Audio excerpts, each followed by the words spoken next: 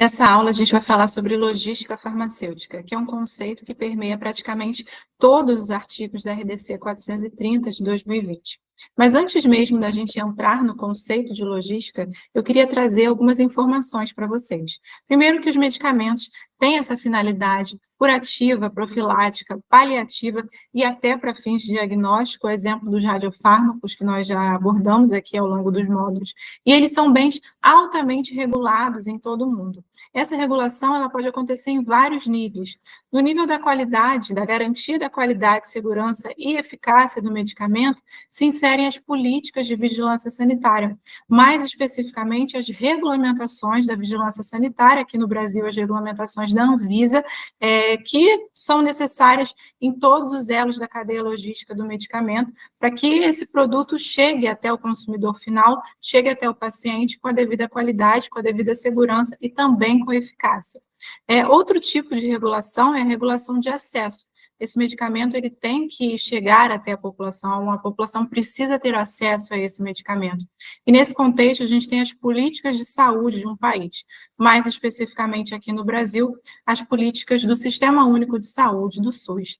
Então, é importante que vocês conheçam essas regulações, né? Saibam que os medicamentos eles são regulados em vários níveis. Trouxe aqui 2 exemplos para vocês: o nível da vigilância sanitária, para garantia da qualidade, segurança e eficácia do medicamento que vai chegar até o paciente, que vai chegar até o consumidor final, e também a gente tem a regulação do acesso, porque esses pacientes realmente precisam ter acesso aos medicamentos que são disponibilizados aí pelo SUS. Bom, além disso, a produção dos medicamentos é altamente concentrada. E isso é um desafio muito grande para a logística e também é um desafio para o acesso.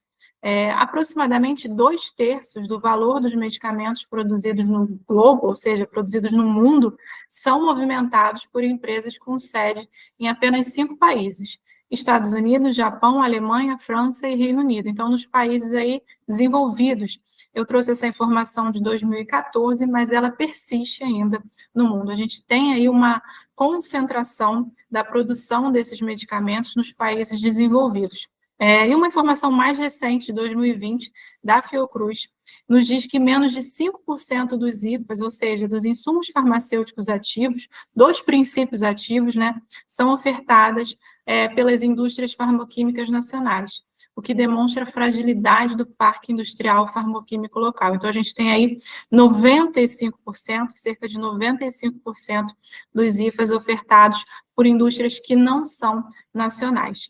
Essa concentração da produção de medicamentos e até da oferta dos insumos farmacêuticos ativos em outros países que não o Brasil, dificulta bastante o acesso à população e também dificulta a logística, porque envolve importação de produtos, né? E a gente vai ver mais adiante que a importação é um elo da cadeia logística muito importante. Então, é interessante que vocês conheçam, tenham acesso a essas informações, de que a gente tem uma produção altamente concentrada de medicamentos e que isso é um desafio para a logística e um desafio também para o acesso da população. Bom, agora entrando de fato no conceito de logística farmacêutica, o que é a logística farmacêutica? A logística farmacêutica, ela envolve o planejamento, a execução e o controle da movimentação dos produtos, né? No nosso caso aqui, o controle da movimentação dos medicamentos, desde a sua origem, desde a sua fabricação até o consumo final, que muitas vezes é pelo paciente. Os objetivos da logística farmacêutica são vários, né? Eu trouxe aqui os principais objetivos que a gente pode citar nesse processo. Primeiro, atender aos requisitos legais, regulamentares e técnicos.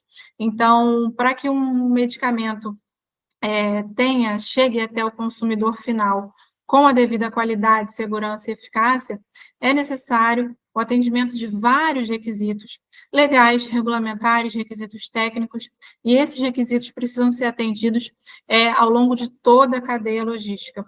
Todos os elos da cadeia logística precisam cumprir com as determinações da Anvisa e dos demais órgãos que forem pertinentes. Além disso, um dos objetivos da logística farmacêutica é o controle e gerenciamento dos estoques. Esse é um objetivo também soberano da logística, porque a gente precisa ali controlar aquele estoque, gerenciar o estoque, para que não hajam perdas, né? Para que esse medicamento não seja danificado ao longo do armazenamento, do transporte e dos demais elos da cadeia logística.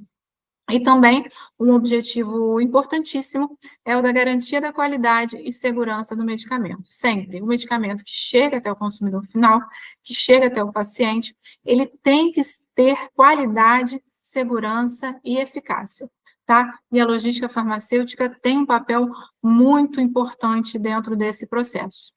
Bom, a logística farmacêutica, pessoal, ela é extremamente complexa, né? Lembrando que a gente está falando de um produto crítico, que é o medicamento, de um produto altamente regulado, né? E de um produto que precisa manter a sua qualidade, a sua segurança, ao longo de toda a cadeia que a gente vai ver a seguir, né? Então, a gente tem aí um processo extremamente complexo, os requisitos regulamentares são rígidos, e todos os elos têm que ser fortes. A gente tem diversos elos dentro da cadeia logística e todos eles precisam ser fortes, precisam ser robustos. Se a gente tiver um elo fraco, ele pode influenciar negativamente na qualidade daquele produto. Então, isso é muito importante. É importante que vocês saibam que a logística é um processo complexo, que os requisitos regulamentares são rígidos e que a gente precisa fortalecer todos os elos que fazem parte dessa cadeia. E aqui eu trouxe para vocês essa imagem da cadeia logística, né? E vocês já conseguem ver que ela é extremamente complexa. Aqui a gente tem a importação e a exportação, e aí lembrando, né, do dado que eu apresentei para vocês, da Fiocruz, que cerca de 95% dos insumos farmacêuticos ativos são importados. Então, as importadoras são elos bem interessantes, são elos muito importantes dentro dessa cadeia logística. O recinto alfandegado, que é um local que faz armazenagem e despacho aduaneiro de produtos sob vigilância sanitária, produtos importados ou exportados. Então, é um local muito estratégico ali dentro da cadeia logística, porque vai fazer essa armazenagem e esse despacho vai liberar esses produtos importados ou exportados, produtos sob vigilância sanitária, né? Lembrando que os produtos sob vigilância sanitária são aqueles constantes no artigo 8º da Lei 9782 de 99, que é a lei que criou a Anvisa. Além disso, a gente percebe aqui também nessa imagem o fornecedor, que é o fornecedor aí de matéria-prima, na maioria dos casos, né, dos insumos, né, e aí não somente dos insumos farmacêuticos ativos, mas de todos os insumos que são utilizados para a produção do medicamento. A gente tem também aqui a indústria farmacêutica, e a indústria ela produz esse medicamento acabado, pronto para ser comercializado na sua embalagem original. O operador logístico também é um elo estratégico dentro da cadeia logística, porque ele tem a função de armazenagem e ou transporte, tá? E ele precisa ter autorização de funcionamento, a AF, da Anvisa, para realizar essas atividades. Então, se o operador logístico ele realiza atividade de armazenamento de medicamentos, ele precisa ter a AF para armazenar medicamentos. Se ele realiza atividade de transporte de medicamentos, ele precisa ter a AF para essa atividade de transporte de medicamentos. Então, a autorização de funcionamento, que é emitida pela Anvisa, ela é para cada tipo de atividade e para cada tipo de produto. O operador logístico, então, é um elo estratégico muito interessante dentro dessa cadeia. A gente observa aqui também o distribuidor, né? O distribuidor, ele é o responsável aí por fazer a distribuição desses produtos para os demais pontos da cadeia logística, né? Geralmente ele distribui esses produtos para as farmácias e para os hospitais, a gente está falando de medicamentos, né? Então ele também precisa ter a AF para distribuição de medicamentos para realizar essa atividade. A transportadora ela faz o transporte, que pode ser do distribuidor para as farmácias e para os hospitais, que pode ser da própria indústria para as farmácias e para os hospitais, e até mesmo do operador logístico. Então, o transportador, percebam, ele participa de todos os elos da cadeia, né? Ele entra em contato aí com diversos fornecedores, então, ele é também um eixo estratégico, na verdade, ele é um elo estratégico dentro da cadeia logística. É importante, pessoal, tanto fornecedor, indústria, operador logístico, distribuidor, importador, todas essas empresas que realizam esse tipo de atividade, precisam ter autorização de funcionamento, a AF, que é expedida pela Anvisa. E se essas atividades forem realizadas com medicamentos constantes na portaria 344, ou seja, medicamentos sujeitos ao controle especial, essas empresas precisam ter autorização especial de funcionamento. Então, essa é uma informação chave para a regularidade dessas empresas. Aqui a gente também percebe as farmácias e os hospitais, né, que são aí outros pontos da cadeia logística. Farmácias, drogarias precisam ter AF, é uma AF diferente daquela que a gente observa nesses outros pontos da cadeia logística, tá? É uma resolução diferente. E os hospitais, eles não precisam ter AF, mas eles precisam estar regularizados na vigilância sanitária local, precisam ter também um responsável técnico.